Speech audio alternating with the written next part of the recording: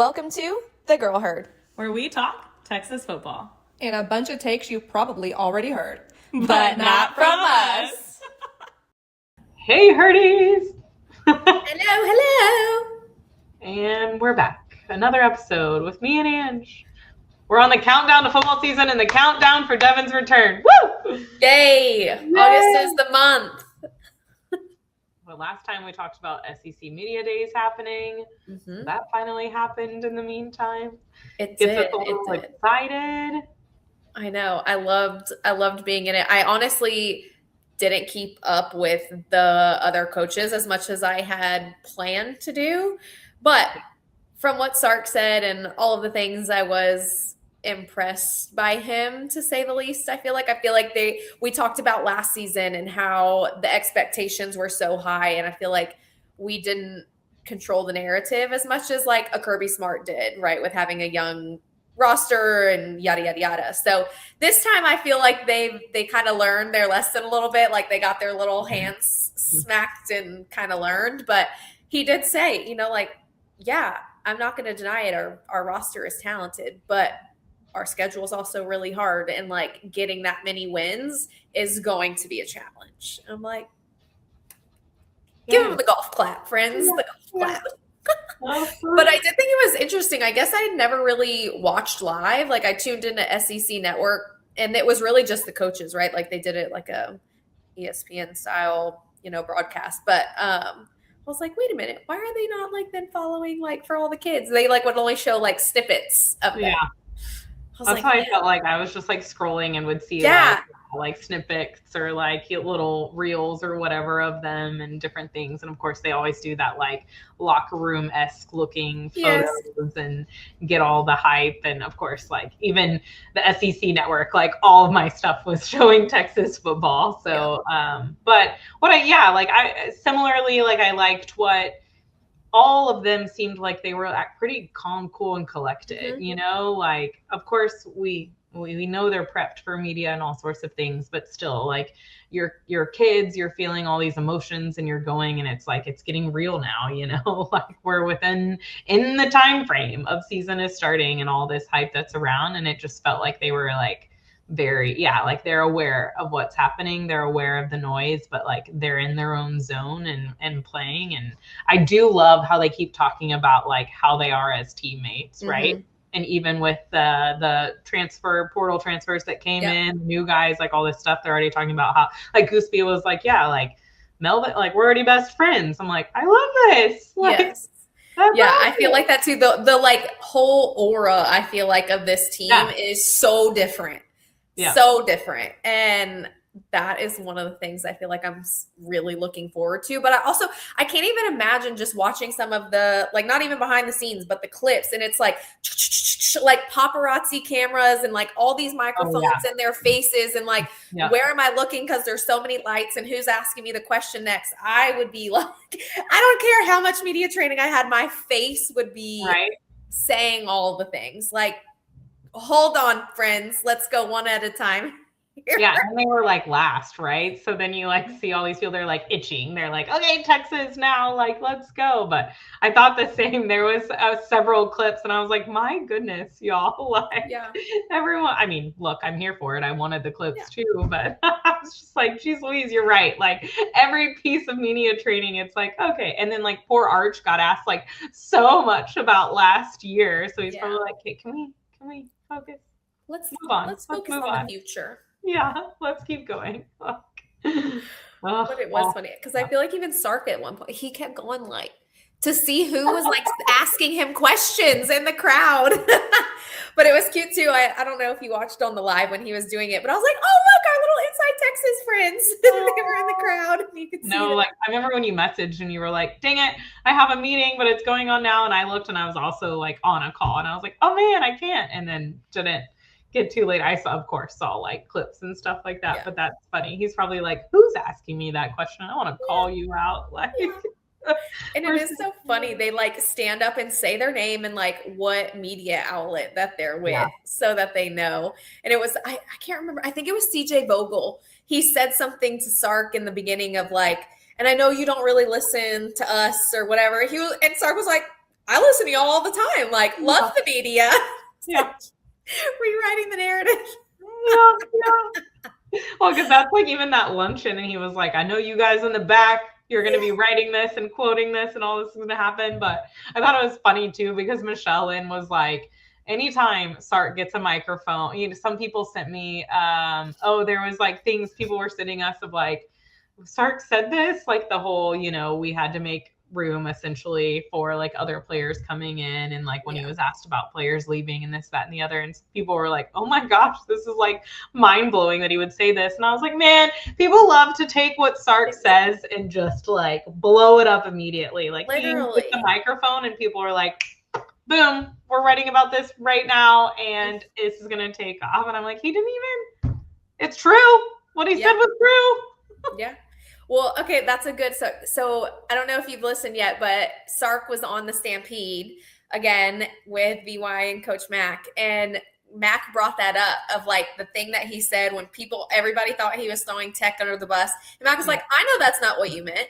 I know that you were just talking about the schedule and like what our schedule is and the 9 conference games and then the this and that. He was like, but people just take it and run with it. And he was like, oh, for sure. He was like, and then you can't backtrack and be like, that's not what I meant. Yeah, I know. Because that's what, remember when I was talking about, they already gave like a preview of like Sark sitting next to him as well was like McGuire, like Texas Tech. And so they were like, look, they're all friends now. Like they're all cool. No big deal. Like, I guess it's blown over. But yeah, 100%. Like, and that's, we've talked about this. We were there and I've like said it several times, but I'm like, he was literally talking about the schedule and people just immediately took it. And it's like, even people that tried to ask me about it, I'm like, well, look at your schedule. Like y'all can't. That was my thing last season and like the playoff situation. Like I'm so tired. Like, yes, I love my Longhorns. I love Texas, but like, come on, y'all. If you actually pay attention to football, you can't deny some schedules. Like there are some schedules that are laughable. There are, but there's a whole Inside Texas article about like schedules and how like Ian Boyd actually does an analysis of like who people are playing and like who they're playing away and who they're playing home and like why, he would rank certain teams in certain places and whatever. And it's just like, it's true. And he even says like some of these games that are losable, that like even good teams because of like where they're playing or when they're going to play in season and like that sort of thing. And I'm like, exactly. Yeah. Schedule matters. Yeah. I literally just saw, I think it came out today. Somebody maybe on 3, they ranked like the loudest stadiums. And I think it might've just been the SEC. Tennessee was number 1. And I was like, cool, great. Love that for us. Love it. First SEC road game of the year. And do you remember what happened our last SEC home game? That was Florida last season, by the way. The first SEC game of the season was a Florida home game last season. Yeah. And we all know how that went. The Swamp was not great to us. Yeah. Not great. And like everyone that went said it was like one of the loudest stadiums they had heard. So interesting that now people are saying Knoxville is very loud. Here we go. We don't want to see happen. Let's not make it a trend, team. Yeah. This is why we need to go. I mean, people did say that like Mississippi State game last year, like the Cowbells were like super loud too. And then they quieted very quickly. Yes. So like, yeah, this is why we need to go though to Tennessee and like be the loud one. Rocky Top. Mm-hmm. I know. No, don't come with us. But I did also think it was very interesting. And I had never heard of this before, but Sark was talking about on the Stampede, ghost transfers. Have you ever heard of a ghost transfer? I was like, what is a ghost transfer? Because they were talking about tampering. And apparently coaches, now there's like a huge fine and all these like penalties for doing it. But coaches were going and telling kids, just unenroll from your university, and then you can come here and we'll bring you on as a walk-on for like whatever. And then you'll just be able to be on our team. I was like, what? Little sneaky snakes. And they were talking, he was like, yeah, now too, like after the game when coaches are coming to like shake hands, I'm like, no, let's go. Everybody go to, like, they're trying to recruit you, like stay away from my team. Oh, I believe it. And like, I mean, someone was like, this NIL has messed up. And they were like, we need to go back to playing people under the table. And I was like, guys, where are the guardrails here? Like, what? Where are the guardrails? That's why the NCAA is under so much scrutiny right now. Like, y'all don't know how to enforce not one rule. Not one. No. Not even the biggest one, the betting. Y'all couldn't even do that. Ouch. Ouch. Ouch. We're telling truths today on the pod. Talking all the truth. People need to get their crap together. Literally. Someone's gonna clip that. Speaking of crap, this is a good segue. When Sark was asked about facing Parker, I loved his response. He was like, I hope we beat his ass. I'm like, same. Yeah. Same. Yes, I love that you said shit. I'm sure Bianco is freaking out. Well, that's what I was talking about when like people took off and like went crazy on it. But what was funny is I was actually with a friend who went to OU and like it popped up and I was like, this is hilarious. Like, this is funny. And I was like, in case you don't know, this was a wide receiver who went to Texas, who transferred to OU. And like someone asked him how Sark feels about him. And like, he said, I hope we beat his ass, which like, yes. And he goes, I mean, it's a Red River rivalry. Like, of course I want to beat him. Like, it's not really about him. It's just that like, we want to beat OU. But of course, like that gets taken off and all sorts of things. But we joked about it because we were like, who does that? Who goes and plays for your rival? Like, that's, sorry, red flag. Red flag. Like flying. But yeah, I loved what he said. I had a giggle and I was like, What's a Love Island term? What would they have said about Parker? Oh no. Yeah, I know. F-boy energy. F-boy energy, Parker. I was living that lingo for like way too long. Yeah. It's funny. It is funny. I'm becoming dodo. Give the brain cells one episode at a time. Yeah. Dang it. Trash TV.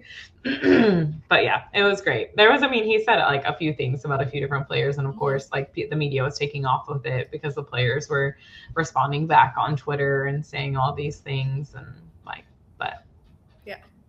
And then of course, the like one nugget of information that was like the mic drop is John Meredith III now reclassifying and coming for this season, which I know North Crowley was sad about it. Upset. Yeah. Highly upset, devastated about the news and UIL not passing or like giving him more eligibility. But I will take it. Come on.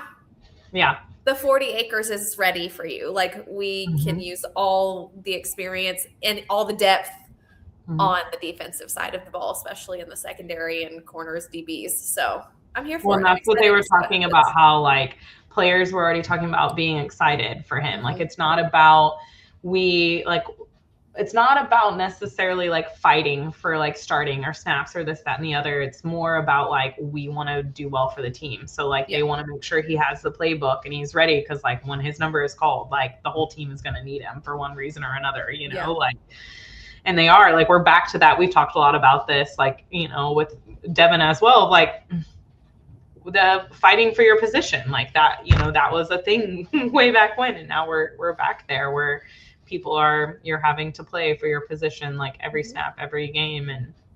But yeah, I did like to hear that they were like, we're excited about him coming. Like the depth piece is real. And when we're talking about 9 SEC games and wanting to go even further than that. So yeah. I think I saw something too, maybe today. It was an article they were ranking, I think it was SEC teams, but by like DBs or the defense, and they had us down at number 7. I was like, now hold on. I mean, I don't know. I like feel so mixed about like where being, this underdog or like ranked, whatever. It's like, fine, doubt us. Because we ain't going to be 7 by the end of the season. Right. Because our safety room is top tier. Like we've got talent. And so I'm wondering if they're just talking about like, I think they're talking about our corners, right? And like what's really going to happen there. But because better it's not get me deep. question. Don't get lost on the island or Yeah. else.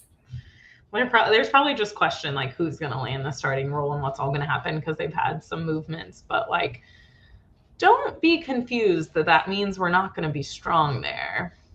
Yeah. Please don't. I don't know. It's funny. I don't know. I'm excited. I'm ready. We're 40 days out, 40, less than 40, whatever it is. And it feels real now.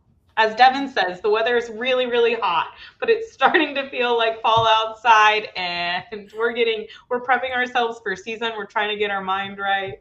Every time I talk to someone, they're like, you counting down? You ready? Are you ready for football season? It's coming up. Yes. I can smell football in the air at this point, I feel like. I can smell football in the air. Well, okay. And that's where we are, folks. It's the end of the day. Here we are. It's the end of the day where you smell football in the air. Yep. Oh my gosh. Okay, bye. Bye. See you next week.